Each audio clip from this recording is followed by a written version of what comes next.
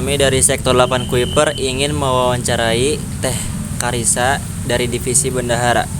Dengan saya Muhammad Salman Haidar dengan NIM 2408429. Saya Nur Asifa Anwar dengan NIM 2410302. Saya Safira Pelita Herlimaisi dengan NIM 2406685. Saya Septiani Nurhayati dengan NIM 2401798. Saya Gisna Atiatul Maula dengan NIM 2407802. Saya Ririn Rindawati dengan NIM 2404134. Saya Hasna Amelia Nurzaki dengan NIM 2403871. Saya Indah Inwapa dengan NIM 2409717. Saya Haibayu Dianti dengan NIM 2404794. Saya Yasmin Salimar dengan NIM 2401281. Saya Sasitari Wardana dengan NIM 2402399. Saya Kaila Azara Syakib dengan NIM 2405566. Langsung saja saya mulai pertanyaannya untuk mewawancari Kak Karisa.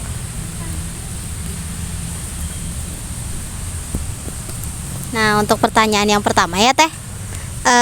Yang pertama, apa yang memotivasi Teteh bergabung ke dalam organisasi HIMA ini? Izin masuk ya, izin jawab. Untuk memotivasi diri sendiri untuk ikut himpunan sendiri, yang pertama karena aku butuh relasi basic tapi benar-benar penting dan seberpengaruh itu untuk berlangsungnya kita di kampus gitu. Karena contoh kecilnya kayak sekarang, kalau diantara kalian gak ada yang kenal sama aku, kalian sama aku gak akan kelaksana wawancara ini gitu. Nah, sepenting itu relasi. Nah, untuk seberapa kepakainya nanti di kelas itu tuh bisa dipakai karena nantinya kalau misalnya kalian butuh informasi apa-apa, kalian gak bisa tanya ke teman-teman angkatan aja. Jadi kalian butuh relasi juga ke teman-teman luar kampus, teman-teman di luar kelas, terus juga teman-teman di 2 atau 1 tingkat di atas kalian gitu. Seperti misalnya contoh, kalian butuh informasi mengenai gimana cara dosen nilai mahasiswa. Nah, itu nggak bisa kalian cari informasi itu tuh dari teman-teman satu angkatan. Yang pasti kalian bisa cari informasi itu ke kating-kating kalian yang udah ngalamin itu kayak gitu. Terus selain itu juga karena aku butuh ngasah soft skill. Contoh misal public speaking. Dengan aku ikut organisasi, aku bisa ketemu banyak orang. Terus kita juga dituntut untuk banyak ngomong gitu di depan banyak orang, banyak ngomong di depan orang-orang yang nggak kenal gitu untuk awal-awal. Nah, itu bener-bener kepake di kelas gitu. Terus selain itu juga karena aku butuh, kalian harus bisa bedain yang pertama antara organisasi sama kepanitiaan. Nah, di HIMA sendiri, di HIMA PGSD sendiri, nggak semua kepanitiaan itu, nggak semua organisasi, nggak semua kepanitiaan itu open recruitment untuk teman-teman di luar organisasi. Misal kita semua HIMA, aku HIMA, kalian juga HIMA. Bedanya yang ngebedain, aku pengurus, kalian anggota. Nah, bedanya itu untuk kepanitiaan, kalau kalian gak ikut organisasi, kalian cuma bisa ikut kepanitiaan itu terbatas. Contoh misal Mabim yang open recruitment-nya itu untuk seluruh mahasiswa untuk seluruh mahasiswa PGSD. Sedangkan untuk proker-proker kecil, misal kayak yang nantinya bakal kelaksana jarak pagar gitu, kalian nggak bisa ikut kepanitiaan kalau kalian nggak join himpunan kayak gitu. Terima kasih Teteh. Lanjut pertanyaan kedua, selain Teteh mengikuti organisasi HIMA, ada nggak sih organisasi lain yang Teteh ikutin? Ya, selain himpunan, aku juga ikut UKM Kubus di divisi teater. Cuma kalau untuk presentasenya sendiri, aku lebih fokus ke himpunan. Kalau di presentasi ini tuh 70-30 gitu.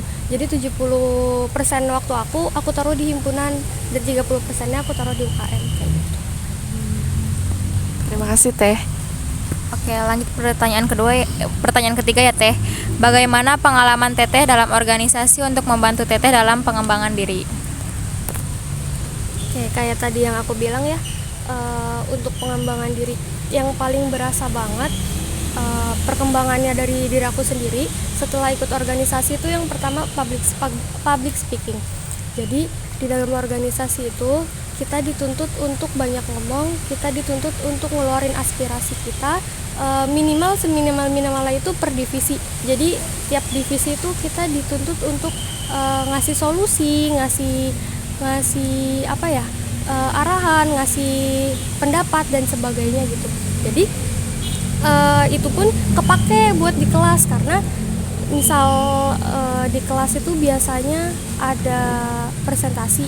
Nah itu biasanya itu satu mata kuliah itu cuma 1 kali presentasi selama 1 semester, itu per matkul. Nah itu nggak bisa dipakai untuk kalian latihan public speaking, itu karena selain kesempatan yang terbatas, waktunya juga terbatas. Nah itu pun di depan teman-teman, jadi nggak, kalian pasti udah pada kenal gitu kan, jadi nggak ada tantangan tersendiri gitu. Nah kalau di organisasi sendiri itu tuh kalian bisa ketemu sama banyak orang, bisa ketemu sama teman-teman di luar prodi juga gitu, karena di organisasi ini setiap 3 bulan sekali itu ada perkumpulan sama tetangga-tetangga yang misal HIMPSTI, Maudi dan sebagainya gitu. Itu ada perkumpulan. Nah di tiap divisi itu tuh bakal ngadain FGD. Nah kalian bakal banyak ngomong di situ, kalian bakal banyak tukar cerita di situ. Nah itu bener-bener ngebantu banget. Jadi yang kalian dapetin di organisasi itu bisa kalian implementasiin di kelas, contohnya di presentasi kayak gitu. Terus dengan ikut organisasi kalian juga bisa lebih pede, bisa lebih percaya diri, karena untuk naik ke, kalau misalnya kalian punya dari sekarang punya planning gitu, punya jenjang, misal sekarang mau join himpunan, nanti periode ke depan kalian mau join BEM, misal nanti periode depan lagi mau join BEM Rema UPI gitu. Nah kalian kalau misalnya mulai dari awal itu bakal tumbuh rasa percaya diri gitu, jadi nanti pas naik pun kalian bakal lebih pede untuk ngepromosiin diri kalian supaya bisa keterima di organisasi yang lebih tinggi lagi kayak gitu. Oke, baik, terima kasih Teh. Baik Teteh, buat pertanyaan keempat, apa tantangan terbesar yang Teteh hadapi dalam menjalankan organisasi? Oke, tantangan terbesar ya, yang paling besar yang aku rasain di waktu, karena dari organisasi sendiri kan kepecah lagi ya ke beberapa proker gitu, proker. Nah proker sendiri itu ada di organisasi, jadi biasanya karena waktu kita padat di satu organisasi itu bisa langsung ngeluarin 2-3 proker. Nah itu bener-bener harus diperhatiin waktu pembagiannya gitu, karena kalau enggak jadinya bentrok. Ditambah lagi misal kalau kalian ikut kepanitiaan di luar himpunan, nah itu skalanya lebih luas lagi karena kalian harus nyatuin waktu sama teman-teman di luar prodi juga kayak gitu. Tambah lagi biasanya kalau misalnya kepanitiaannya itu di bawah naungan BEM atau DPM, itu cakupannya lebih luas lagi dan ketemu sama orang-orangnya itu lebih bermacam-macam lagi gitu. Kalau misalnya ikut kepanitiaan di himpunan itu tuh dari waktu sendiri kalian cuma paling bentroknya itu sama penugasan individu atau kerja kelompok, karena rata-rata penugasan di per kelas itu sama. Tapi kalau ketemunya di macam-macam prodi, apalagi sama cutting-cutting gitu, itu tuh kalian bakal ngerasain yang satu divisi itu ada yang sibuk sama organisasi yang lain, sibuk sama magang, sibuk sama penugasan, sibuk sama segala macam gitu. Jadi yang paling berasa banget di waktunya. Terus karena di setiap divisi itu biasanya banyak orang ya, banyak kepala, banyak opini, banyak pendapat. Jadi yang susah untuk disatuin tuh itu kayak gitu. Jadi harus bener-bener ngebangun bonding yang bagus gitu. Kalau misalnya mau join organisasi gitu, dimantepin lagi komitmennya kayak gitu. Karena biasanya ada beberapa orang yang cuma ikut-ikut aja gitu. Jadi tanggung jawabnya ditinggalin. Nah itu ngebebanin teman-teman yang lain kayak gitu.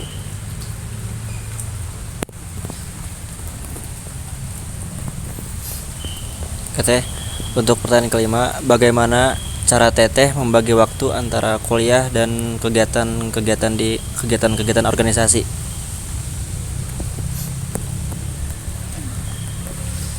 Izin jawab. Untuk pembagian waktu sendiri biasanya ditentuin dari prioritas. Jadi harus pintar ngebagi mana yang prioritas, mana yang sampingan gitu. Karena tujuan awal datang ke sini juga kan untuk nuntut ilmu gitu ya, untuk lulus tepat waktu, dapat nilai akademik yang bagus gitu. Jadi harus benar-benar bisa dibagi mana yang primer, sekunder, tersier gitu. Nah kalau untuk akademik sendiri yang jelas pasti harus diutamain gitu, tapi nggak boleh ngesampingin organisasi juga atau kepanitiaan, karena kita join kepanitiaan, join himpunan, join organisasi itu tuh udah punya komitmen di awal.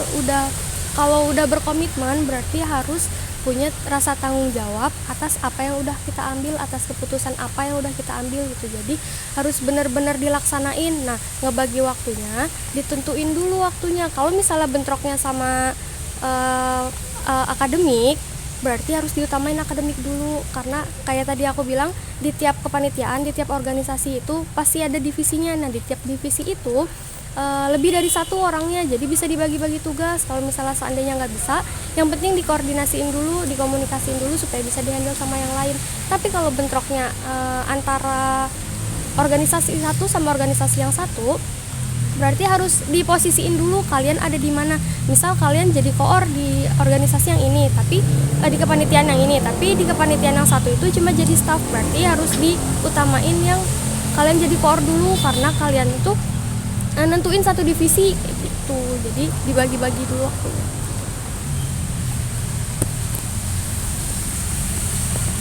Ya, terima kasih Teh. Izin bertanya ya Teh.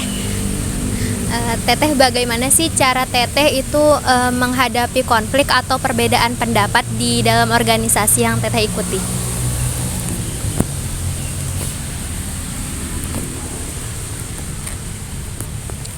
Izin jawab, kayak aku bilang tadi, di tiap organisasi, di tiap kepanitiaan itu ada divisi. Nah divisi itu pasti banyak orangnya gitu, gak cuma satu orang. Nah biasanya itu yang paling gede konfliknya itu di dalam, di internalnya gitu. Jadi biasanya tuh perbedaan pendapat, perbedaan pilihan dan sebagainya. Nah untuk cara menghadapinya sendiri, yang pertama itu dikomunikasiin. Untuk awal-awal harus bikin bonding dulu yang bagus gitu. Jadi antara anggota yang lain sama anggota yang satu itu bisa erat dulu gitu. Jadi komunikasinya bisa lancar, nggak takut-takut untuk ngomong ngomong ke teteh ini, takut gitu. Apalagi kepanitiaan atau organisasi yang bareng sama cutting gitu. Jadi harus benar-benar dibangun dulu bondingnya supaya komunikasinya lancar, karena yang utama tuh komunikasi. Kalau komunikasinya nggak lancar, banyak banget miskom yang nantinya bakal terjadi gitu.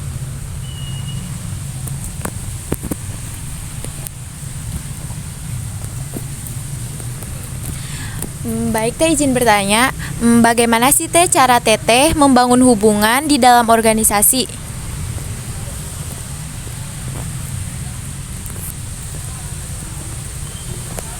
Oke, izin jawab. Kalau di himpunan sendiri, di awal itu kita ada yang namanya makrab, malam keakraban. Jadi kita tuh udah dari awal tuh udah akrab dulu, udah saling kenal dulu, udah saling tahu dulu gitu. Jadi di kepanitiaan itu udah saling kenal. Nah tinggal ngedeketin diri lagi gitu, karena kan di setiap kepanitiaan itu teman-teman divisinya nggak selalu sama. Jadi memang harus dari awal, dari pertama mulai lagi dari awal gitu. Tiap kepanitiaan tuh tiap mulai organisasi, jadi ngebangun bonding lagi di awal. Misal contohnya setelah selesai rapat gitu, jangan dulu pulang, jadi kumpulin dulu teman-teman divisinya gitu untuk sekadar ngobrol dan sebagainya, supaya bisa lebih erat lagi gitu. Minimal per divisi dulu, baru nanti ke satu kepanitiaan atau satu organisasi kayak gitu.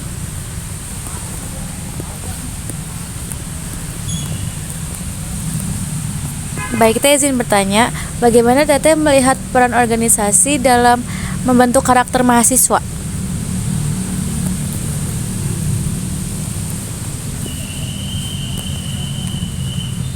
Oke, izin jawab.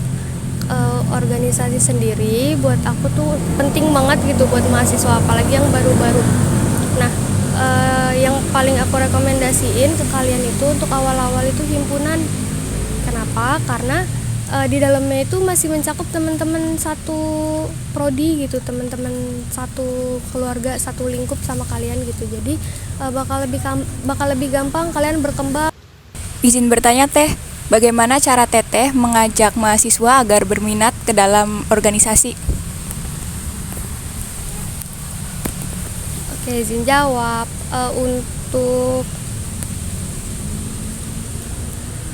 Untuk pertanyaan itu, aku bisa rekomendasiin ke kalian untuk join himpunan gitu, karena banyak banget benefit yang bisa kalian dapat dari ikut organisasi. Yang pertama kayak yang aku tadi bilang, kalian bisa ngasah soft skill kalian di situ, misal public speaking, basic public speaking yang bagus gitu, kalian bisa dapat dari situ. Kemudian relasi antara teman-teman satu kelas, teman-teman antar kelas, kemudian kakak tingkat juga. Nah, itu bisa dipakai sama kalian di perkuliahan kayak gitu.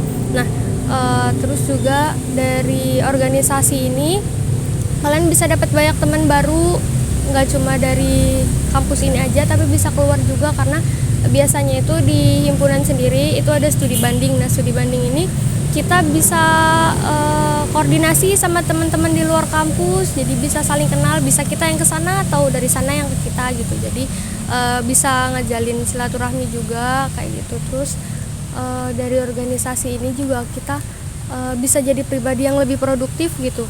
Jadi nggak cuma kuliah pulang, tapi punya kesibukan lain yang pastinya bermanfaat buat kalian kayak gitu. Nah, di himpunan sendiri itu banyak departemen yang bisa kalian pilih gitu, sesuai sama minat kalian, sesuai sama apa yang nantinya mau kalian lakuin gitu ke depannya untuk diri sendiri, contohnya kayak gitu. Selanjutnya, izin bertanya Teh, pencapaian terbesar apa yang sudah Teteh raih dalam mengikuti organisasi? Pencapaian terbesar ya, lebih ke diri aku sendiri sih. Aku bisa ngembangin diri aku sendiri, aku bisa lebih pede, aku bisa kenal sama banyak orang, bisa kenal sama teman-teman di luar kampus juga, dan itu bener-bener aku rasain, bener-bener kepake gitu untuk di kelas, apalagi untuk nilai akademik kayak gitu. Terus juga dari organisasi ini, dari organisasi yang kecil ini, aku bisa lebih pede untuk maju, untuk naik lagi ke organisasi yang lingkupnya lebih luas lagi, contoh misal BEM atau DPM gitu. Karena menurut aku kalau misalnya gak dimulai dari yang kecil, gak akan berani lagi kita untuk naik ke lingkup yang lebih luas lagi. Oke, sebelumnya izin bertanya Teh, Teteh asal dari mana dan kenapa memilih kampus UPI Purwakarta? Apakah ada cita-cita atau memang sudah tujuan memilih kampus UPI Purwakarta? Oke, aku dari Jakarta. Terus untuk pilihan awal sebenarnya nggak di UPI, tapi di Unpad, mau ambil ilmu perpustakaan. Cuma emang ada kendala di izin dari orang tua gitu, jadi ambil UPI. Terus juga aku nggak cuma ikut satu jalur, aku ikut 5 jalur dan masuknya di UPI. Terus untuk kelanjutannya mungkin mau S2, mau langsung S2, mungkin diambil UPI lagi, PGSD lagi. Oke, Teh, ini pertanyaan terakhir. Apa kesan dan pesan yang Teteh rasakan dalam aktif mengikuti organisasi? Oke, pesan dan kesan ya, banyak banget ini sih hal-hal yang bisa aku ambil dari organisasi itu sendiri. Terus suka dukanya ketemu teman-teman berbagai macam karakter gitu. Terus juga bisa kenal banyak orang, bisa dikenal sama banyak orang itu. Terus apa lagi ya, gitu aja. Terima kasih.